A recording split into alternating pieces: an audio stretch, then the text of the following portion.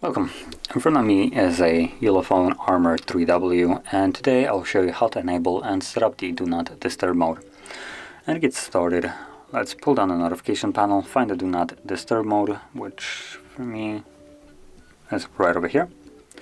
So once you find it, you want to hold it. This will take us to the settings, from where we can customize some of the features of it.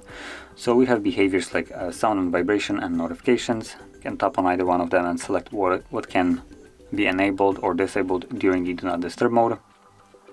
Notifications, so what kind of pop-up you get during the Do Not Disturb mode. And then we have exceptions for calls and messages. Calls has, for instance, allow calls from anyone, contacts, favorites, or no one. If you go with, for instance, no one, it still has that option right here for allow repeated callers, which will allow someone to still reach you no matter what the option is here. They will basically bypass this, for instance, allow calls from no one, assuming they call, for instance, twice within a 15-minute period, assuming this is checked on. So if you want this, then keep it on. If you don't want people to be able to call you at any kind of point, then disable it. Messages has basically the same options minus the 15-minute period. So allow messages from anyone, contacts, favorites, and no one. Then reminders and events also, if you want them, then turn them on.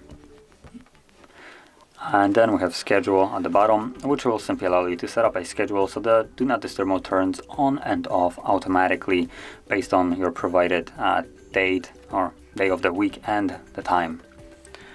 So once you have set it up, either the automatic one, so you don't have to bother with it. So if you went with the automatic one, then you're kind of done. But if you want to enable it manually, once you have set it up, you can go to the toggle itself, tap on it, and this will enable it as it was set. Now once you're done with it, make sure you toggle it off as well by tapping on it once more, and this will basically turn it off.